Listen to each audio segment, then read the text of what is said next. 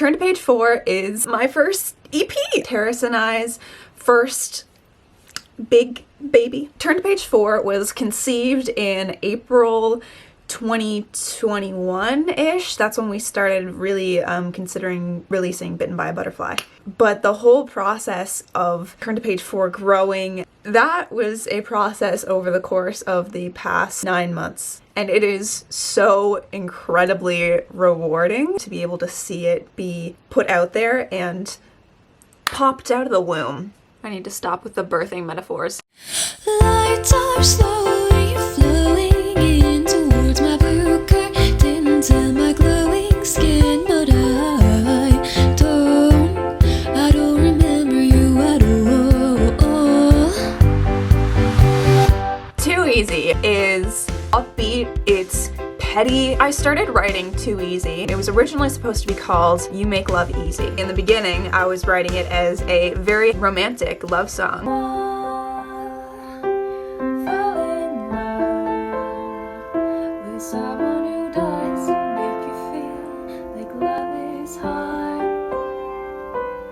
But eventually I found that I had zero inspiration for it. And I hadn't fully realized this yet until I started writing the bridge. I sent Terrace a few like random chords that I had found. I was like, I think this will be the chords for, you know, the bridge.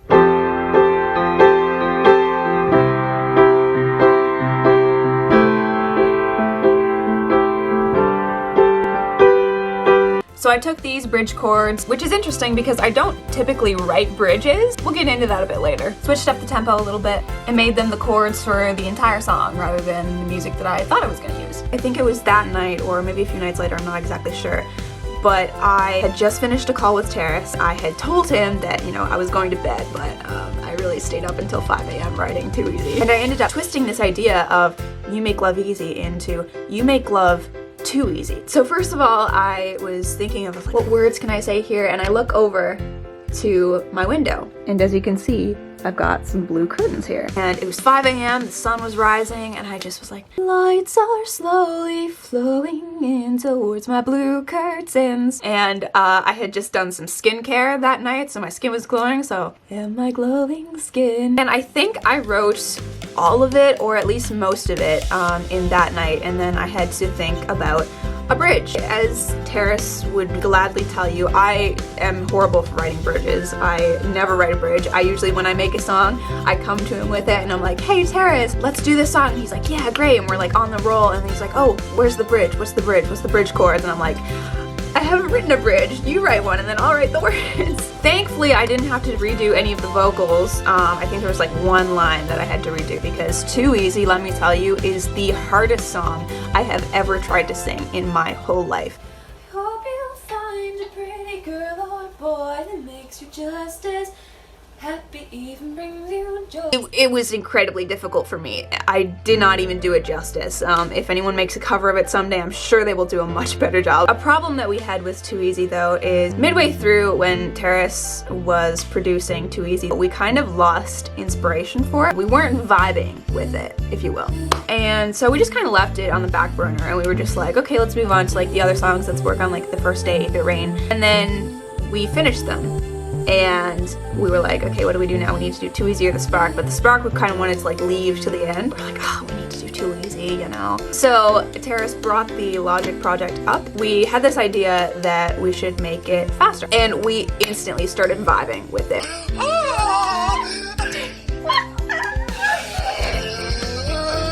I'm literally getting shivers. I'm gonna cry. We were just like, okay, let's completely redo Too Easy. Let's start over. Let's have a fresh start. And so we got rid of everything. And then, like by the end of the night, we were just like, I'm so happy we did that. I miss when I would leave you with the love you too. Love you too. The first day. Okay. My favorite thing about The First Day is probably just the Across the Sea reference. I was really excited about that. So The First Day is a song that I wrote in December 2020. It was right after we had released Across the Sea. I was on Soundtrap and I was just looking at, it was like one of their like pre-made hits or whatever, and I really liked the chords that they had. And so I think I wrote the first day in one night, and it was just like a test project. And I remember sending it to Terrace like at the time, and he was just like, oh yeah, cool, whatever. And then when it came time for the Turn to Page 4 EP, I was like, I really want this on the EP because, you know, it goes along with like the symbolism and whatever. The first day though, I gotta say, is probably my least favorite song on the EP, just because I don't think it's my style of music. Okay, now it is time to talk about my favorite child. I know I say I don't have favorites. Me and Terrace talk about this all the time, and I'm like, I don't have favorites. I don't have favorites. I love all my children equally, but every parent has their, like, you know, small preference, and my small preference, okay, maybe big preference, is the Spark. The Spark. The 15-year-old boy that I once knew. You've grown right up before my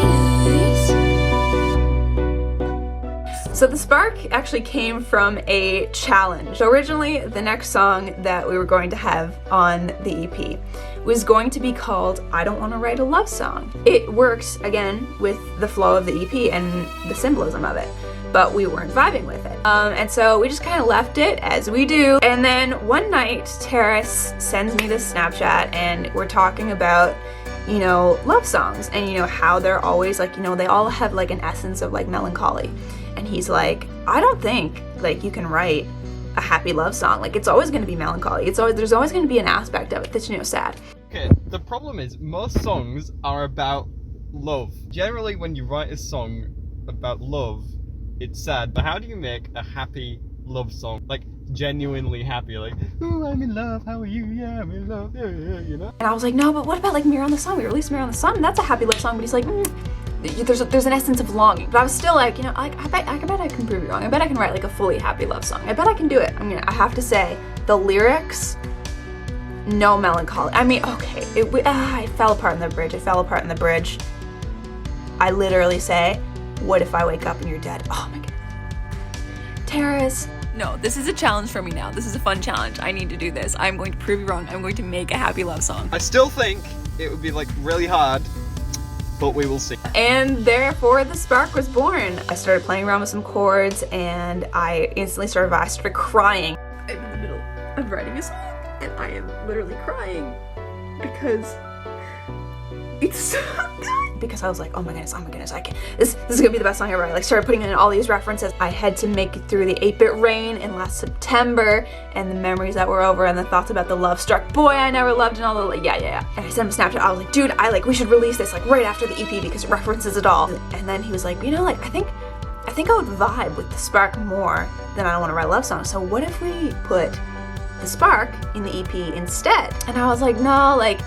I don't know, like, I don't know if that would fit the vibe. But then I thought about it for a few minutes, and I was like, yes, we need the Spark on the EP. Like, screw I Don't Want to Write a Love Song. We're gonna put the Spark at the end, and it's gonna be like a conglomeration of like everything that we just previously talked about. And if we, okay, actually, no, I'm liking your idea. I'm actually liking your idea. I'm talking myself through it here. This is what I do. So we have it, right, we have it in chronological order, all the songs, then we have the Spark at the end, right? And the Spark literally, because the Spark references every single song in the EP, it would make sense for it to be at the end and still in the EP because it references every single song. And it's like moving forward. It's like we had all the crap, but now we're moving forward with the Spark, you know? Okay, that would actually work. Oh, I'm gonna cry. Okay. Look, I wrote a happy love song, okay? It fell apart in some areas, but I wrote a happy love song. There's nothing sad about it other than that and other than the music, okay? Something interesting about the Spark is in the bridge, there's a part, but do you see me, would you sing this easily? You don't really get the full enunciation on the would, it kind of sounds like will. You don't really know what I'm saying, and that's because I was so excited about the Spark and getting it complete and getting it finished. I was writing the bridge as I was singing it. Like, my thoughts were like here, and when I sang it was here, and I was like, it was like catching up to each other. I was like, what do I say, what do I say, what do I say? Would you? I never fully decided what I was saying there, but I think we put in the lyrics would. I think that's more what I'm hearing when I listen to that part is would. Don't know what my brain was thinking, but I think it's would.